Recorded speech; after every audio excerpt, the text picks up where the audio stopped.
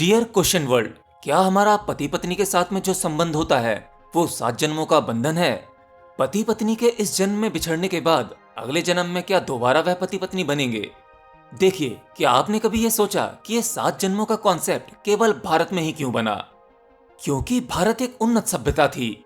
यहाँ शादी का मतलब होता है कि अपने पार्टनर के साथ सारा जीवन रहना। एक बार विवाह करने के बाद फिर वापसी का कोई रास्ता नहीं है। तो भारत में हमारे जो पूर्वज थे वो बहुत बड़े मनोवैज्ञानिक थे। वो जानते थे कि रिश्तों को कैसे बांधना है। अगर किसी पति पत्नी के रिश्ते को आध्यात्मिक मिठास से प्रतिबंधित कर दिया जाए तब उन पति पत्नी को रिश्ते को तोड़ना थोड़ा मुश्किल होगा। अगर हमें बचपन से कोई चीज सिखाई जाती है, जैसे पति पत्नी का रिश्ता 7 जन्मों का रिश्ता होता है, ये ईश्वर द्वारा बनाया गया नियम है, तो आप ईश्वर के अगेंस्ट नहीं जा सकते, क्यों, है ना? आप लड़ेंगे झगड़ेंगे लेकिन रहेंगे एक साथ। भारत के पति पत्नी एक साथ रहते हैं, लड़ते हैं, झगड़ते हैं, फिर से एक दूसरे की परवाह करते हैं, प्रेम करते हैं। असल में उनके बीच का वो लड़ाई झगड़ा वो उस प्रेम को और मजबूत बना देता है। रिश्तों में अच्छे बुरे अनुभव जुड़ जाते हैं जो इसे बैलेंस भी करते हैं। असल में जो व्यक्ति स्वयं को ऑपरेटर समझता है, करने वाला समझता है, ईश्वर को नहीं मानता है, वह समझता है कि प्रकृति को और हम मनुष्य को चलाने वाला कोई नहीं। हम जो चाहते हैं असल में हम वही करते हैं। परम शक्ति जैसी कोई चीज नहीं होती।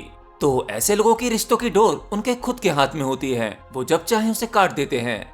और इसका एग्जाम्पल आप पश्चिम में देख सकते हैं। वहां पर लोगों की शादियां फेस्टिवल की तरह होती हैं। आज किसी के साथ, अगले सीजन में किसी और के साथ। तो हमारे पूर्वजों ने इसका मनोविज्ञान ढूंढ लिया था कि रिश्ते को जीवन भर कैसे बांधा जाए। तब इसे 7 जन्मों का बंधन बताया गया। भाई, जैसा भी है यही तुम्हारा पार्टनर है। आपको इस जन्म में तो इस पार्टनर के साथ रहना ही है, अगले कुछ जन्मों में भी रहना है। इस तरह की प्रक्रिया का निर्माण इसलिए करना पड़ा कि सामाजिक तौर पर लोगों को बांध के रखना था। लेकिन यह पूरा सिस्टम गृहस्थ जीवन के लिए था, सामाजिक जीवन के लिए था। लेकिन बात करें अध्यात्म की, तो यह सिस्टम आपको आध्यात्मिक बनने से रोकता है। क्योंकि आध्यात्मिक बुद्धि वाला व्यक्ति एक खोजी होता है। और अगर किसी व्यक्ति के अंदर पहले से ही प्रोग्रामिंग कर दी जाए कि ये तुम पैदा हुए, ये तुम्हारा पहला जन्म है, या दूसरा, तीसरा, जो भी है, इसके बाद तुम्हें और इतने जन्म लेने हैं, बस इतने ही, यही तुम्हारा लाइफ पार्टनर होगा, यही तुम्हारा पति होगा, यही पत्नी होगी, और यही एक बात उसे हर जगह जानने को मिले, तो वह इसे अपने गहरे अंतरतल में ले जाता है और इस पर बिलीव कर लेता है। तो इससे होता यह है कि उस खोजी की खोज वहीं रुक जाती है। अब उसे कोई आवश्यकता नहीं है जन्म मरण के चक्कर को समझने की या जन्मों को समझने की। 7 जन्म, 8 जन्म कितने होते हैं, वह सब कुछ नहीं जानना चाहता, क्योंकि यह सब कुछ उसे पहले ही पता है। ऐसी ना जाने हमने कितनी गलत धारणाएं अपने भीतर बिठा रखी हैं, जिसकी वजह से हम खोज करना बंद कर देते हैं। अरे थोड़ा लॉजिक लगा कर देखो। आप अपने इस जन्म के बारे में ही नहीं जानते, आप स्वयं को नहीं जानते, इनफैक्ट आप अपने लाइफ पार्टनर के बारे में नहीं जानते, और आप बात करते हैं अगले 7 जन्मों की, 7 जन्मों के बंधन की। जन्म जन्म का साथ है, निभाना ही पड़ेगा। अरे भाई, अगर कोई चीज फोर्सली निभानी पड़े तो वह कितनी सुंदर होगी आप खुद ही समझ सकते हैं। क्या आप कभी अपनी पत्नी या अपने पति से कहते हैं कि मैं तुम्हें बहुत प्रेम करता हूं, तुम्हें भी करना होगा? क्या किसी से प्रेम करवाया जा सकता है? कदापि नहीं। यह तो मनुष्य का स्वभाव है।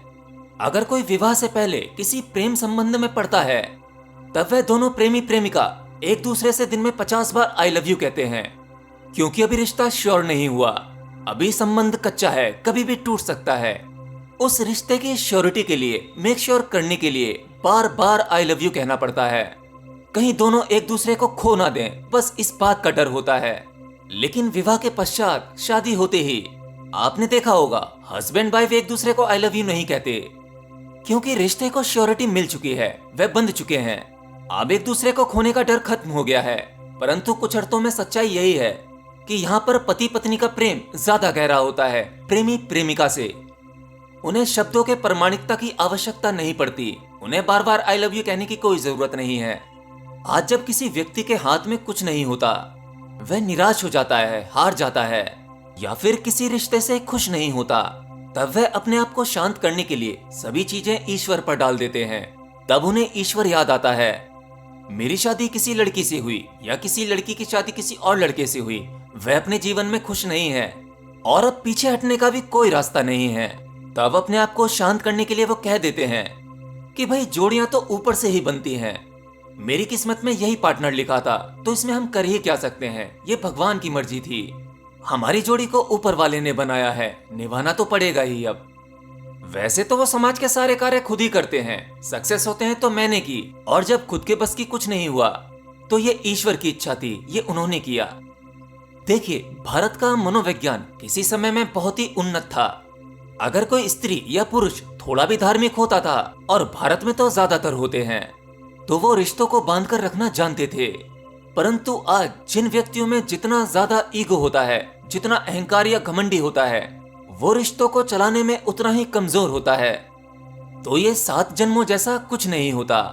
आज आप जिसके भी साथ हैं, ये आपका ही चुनाव है, आप यही डिजर्व करते हैं।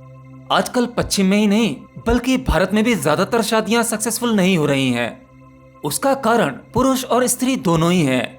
पहले शक्तिशाली पुरुष होता था, स्त्री कमजोर होती थी, लाचार होती थी, इसीलिए उसे पुरुष के मजबूत कंधों की आवश्यकता पड़ती थी। शादी जैसी परंपरा इसीलिए बनाई गई क्योंकि स्त्री शक्तिहीन है, वह अकेले जीवन नहीं जी सकती, उसे ऐसे पुरुष की आवश्यकता पड़ती थी जो सारी जिंदगी उसका ख्याल रख सके। तो एक तरफ पुरुष के रूप में शक्ति होती थी और स्त्री कमजोर जिसे पुरुष की आवश्यकता पड़ती थी। तो ठीक है, यहाँ बैलेंस हो जाता है, इस धारणा के साथ वो सारा जीवन बिता सकते हैं। परंतु अगर आप इस शक्ति को बराबर बराबर कर दें, स्त्री को भी पुरुषों के साथ लाकर खड़ा कर दें, तो यहाँ पर शक्ति बराबर हो जाती है। आज की स्त्री कमजोर नहीं है। आज के पुरुष को चाहिए कि आज की जो स्त्री है शक्तिशाली, उसे भी उसे वैसा ही स्वीकार करना होगा। परंतु पुरुष को भी कहीं ना कहीं शक्तिहीन स्त्री चाहिए जो कमजोर हो। इसीलिए आज के शादीशुदा रिश्ते बनते ही बिगड़ जाते हैं। आज की स्त्री अगर पुरुषों की बराबरी करती है तो पुरुषों को आज की स्त्री से स्त्री जैसे स्वभाव की उम्मीद नहीं रखनी चाहिए, क्योंकि ताकत, शक्ति एक सामान्य स्त्री को भी पुरुष स्वभाव का बना देती है। और आज सभी मर्दों को स्त्री स्वभाव की लड़की चाहिए, जो संभव नहीं है। एक शादीशुदा रिश्ते को चलाने के लिए दोनों को ही इस लेवल पर आकर सोचना पड़ेगा जिस लेवल पर आज की हमारी जनरेशन पहुंच चुकी है। आज के पुरुषों को भी ऐश तो मॉडर्न जमाने के चाहिए, परंतु स्त्री धार्मिक, सीधी सादी, बिल्कुल सुशील चाहिए। यहाँ सारा खेल एक्सेप्टेंस का है। अगर इसे समझ गए तो समझो आप रिश्ते को चला सकेंगे। आज का ये टॉपिक केवल सामाजिक लोगों के लिए था, ग्रस्त जीवन वालों के लिए था। अगर आप अपना ग्रस्त जीवन सुखी चाहते हैं तो इन चीजों को समझना होगा। भारत की सभी धारणाएं अंधविश्वास वाली धारणाएं नहीं थीं। 7 जन्मों जैसी बात कोई भी नहीं थी, लेकिन इन सब से रिश्तों को मजबूत किया जा सकता था, लंबे समय तक निभाया जा सकता था। ये इसलिए करना पड़ा। बाकी अगर आप इन सब चक्रों को समझना चाहते हैं तो आपको आध्यात्मिक खोज के लिए निकलना होगा। तब आप जन्म, मरण, पिछला जन्म, अगला जन्म और ये 7 जन्मों के कॉन्सेप्ट को अच्छी तरह से समझ पाएंगे। आपको कभी भी आध्यात्मिक सवालों के जवाब बाहर से नहीं ढूंढने चाहिए, बल्कि इनकी खोज स्वयं से करनी चाहिए।